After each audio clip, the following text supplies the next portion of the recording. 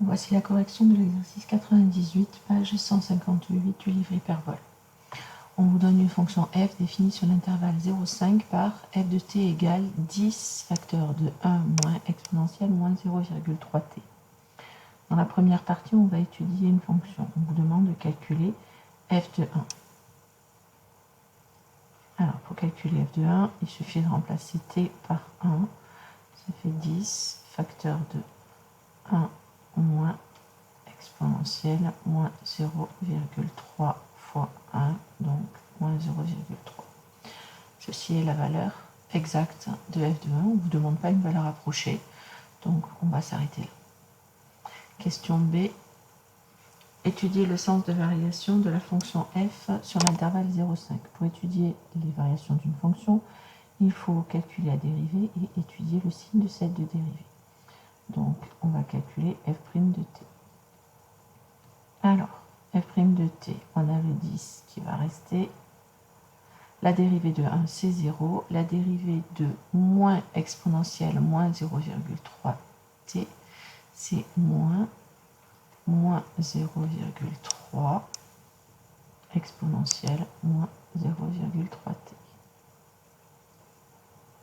Ce qui donne pour f' de t, moins fois moins, ça fait plus. 10 fois 0,3, ça fait 3. Exponentielle moins 0,3t. Exponentielle moins 0,3t, c'est toujours positif. Et 3, c'est positif. Donc f' de t est positive.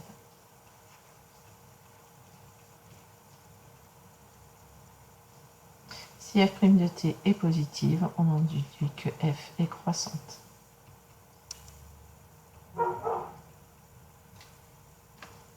On obtient donc du coup le tableau de variation suivant sur l'intervalle 0,5. La fonction f est croissante. Il nous faut calculer f de 0. f de 0, c'est 10 facteur de 1 moins exponentielle 0, mais exponentielle 0, c'est 1. Donc ça fait 10 facteur de 1 moins 1, ce qui donne 0.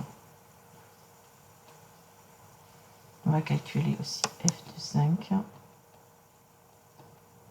qui fait 10 facteur de 1 moins exponentielle moins 0,3 fois 5, ce qui donne à peu près 7,77. Question C, on demande f de t égale 10 admet-elle des solutions? La fonction f est croissante de 0,5 dans l'intervalle image f de 0, f de 5, qui est à peu près égal à l'intervalle 0, 7,77. Comme 10 n'appartient pas à cet intervalle, n'appartient pas à l'intervalle 0, 7,77, f de x égale 10 n'aura pas de solution.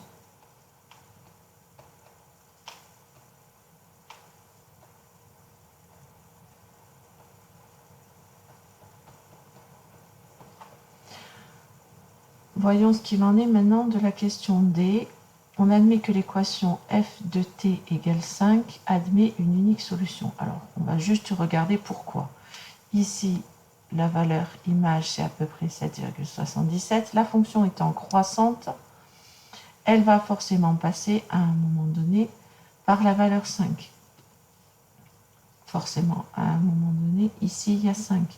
Pour une valeur alpha, que l'on va essayer de trouver avec la calculatrice pour avoir un encadrement à 0,01 près de alpha. Je vais d'abord vous montrer avec la calculatrice Numworks comment on fait. Donc il faut être avec les fonctions, ajouter une fonction, donc on rentre la fonction 10 facteur de 1 moins exponentielle moins 0,3 x.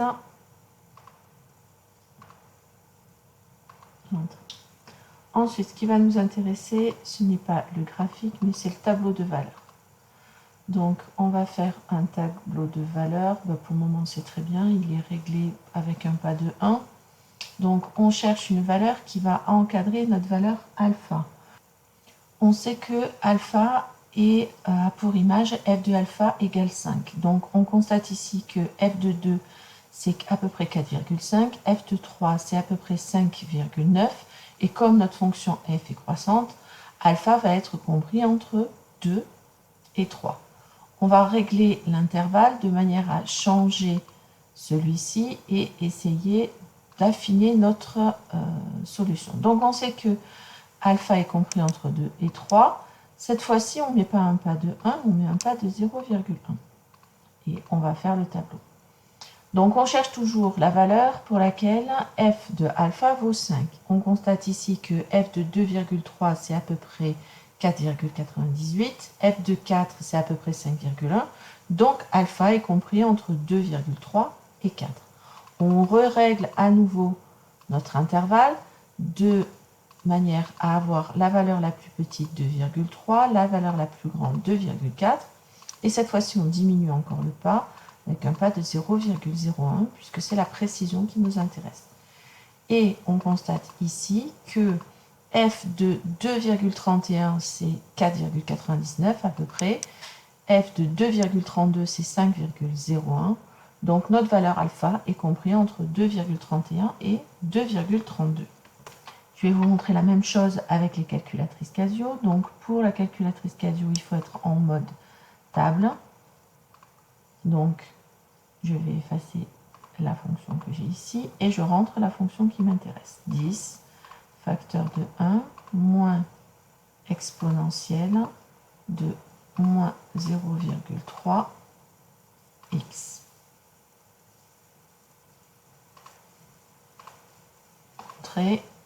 De la même manière, je rentre la table, donc j'attaque à 0 avec, je termine à 5 avec un pas de 1 et je vais faire la table. Donc, comme avec la Numworks, on constate que la valeur de alpha est comprise entre 2 et 3. Donc, je vais régler ma table, cette fois-ci entre 2 et 3. Avec un pas, cette fois-ci de 0,1. Je refais ma table. Je constate que alpha est compris entre 2,3 et 2,4. Je vais régler le tableau. Donc 2,3 pour la valeur de départ. 2,4 pour la valeur de départ. Et avec un pas de 0,01. Et donc, on constate que la valeur de alpha est bien comprise entre 2,31 et 2,32. Je termine avec les calculatrices CTI. Donc, pour cela, il faut que je sois en fonction. Je vais annuler ma fonction ici. Donc, je rentre ma fonction 10 facteur de 1 moins exponentielle moins 0,3 x. Je vais rentrer ma table, donc je commence à 0 avec un pas de 1. Et ensuite, je donne la table. Donc à nouveau, on constate que la valeur de alpha est comprise entre 2 et 3. Je change les variables de mon tableau, donc je commence à 2 avec un pas de 0,1 cette fois-ci. À nouveau, je fais tracer la table. Alpha est toujours compris entre 2,3 et 2,4. Je change mon tableau, donc 2,3. Cette fois-ci, le pas de 0,01, entrée. Je fais faire la table et donc la valeur de alpha est bien comprise entre 2,31 et 2,32. Donc pour récapituler, d'abord avec un pas de 1, on a trouvé que alpha était compris entre 2 et 3. Ensuite, avec un pas de 0,1, on a affiné, c'était entre 2,3 et 2,4.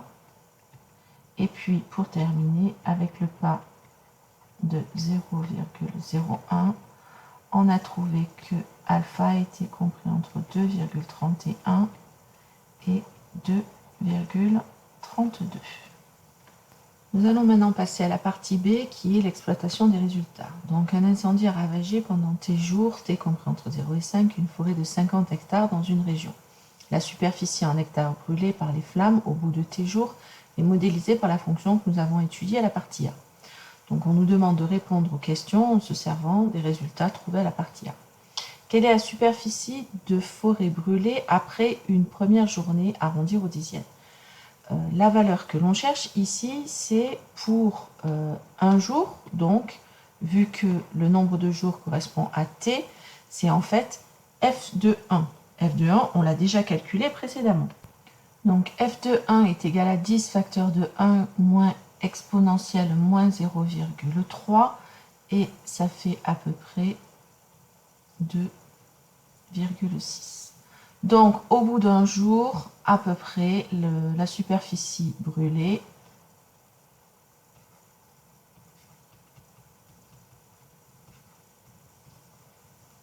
en un jour est d'environ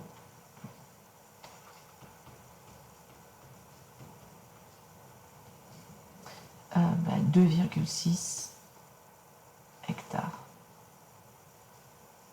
Question B, on nous demande si une journaliste affirme 20% de la superficie de la forêt a été ravagée par l'incendie, à telle raison. On cherche donc 20% de 50.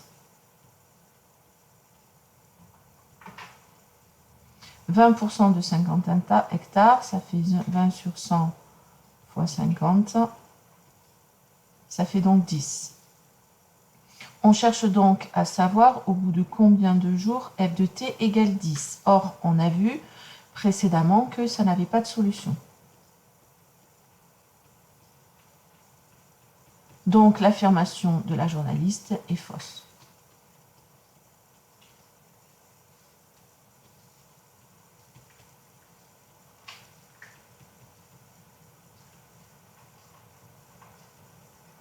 Dernière question, question C. Au bout de combien de jours 5 hectares de cette forêt a-t-il brûlé? On cherche donc f de t égale 5. On a constaté que c'était une solution alpha qui était comprise entre 2,31 et 2,32. Donc, au bout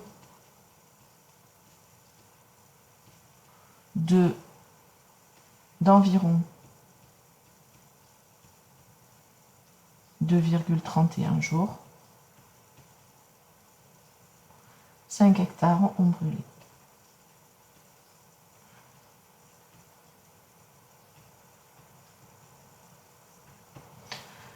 Voilà, donc cet exercice nous a permis de voir comment on utilisait les calculatrices pour trouver des solutions et surtout comment l'étude d'une fonction nous permettait de voir qu'il y avait une unique solution.